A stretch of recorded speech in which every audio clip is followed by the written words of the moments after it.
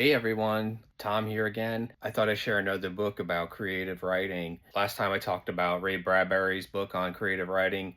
Another book that I found to be really helpful is Lawrence Block's book, Telling Lies for Fun and Profit.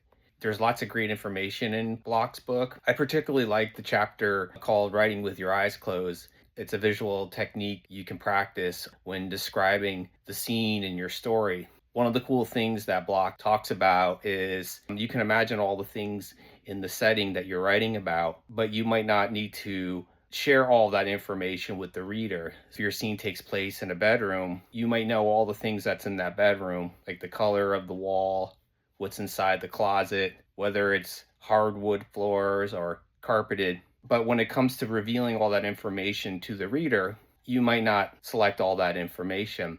Block gives a really great example from one of his own books. If I remember, it was a scene that takes place in a kitchen. And Block said he knew all the details of the kitchen, but when you read the scene, he hardly describes the kitchen. And I thought that was really informative when it comes to what information you want to share with the reader. The goal of that visualization technique is to become familiar with the setting that you're describing. And again, you might not reveal all that information to the reader, but you'll know as the writer what everything looks like, where everything is placed in the setting. So the other thing I thought was really helpful in that chapter is how you describe the scene. You can draw upon your own experience, like you may even know of a real house that you might be describing. And of course, you can totally imagine a house or a combination of both of those, something you know, and then your own imagination. I actually did that with Charlie One. I created a fictional town called Chamberlain, but I also drew upon things that were familiar to me when I was thinking about what the town looked like. So that's a really helpful chapter, especially when you're thinking about describing a scene, how much information you want to reveal to the reader. So anyway,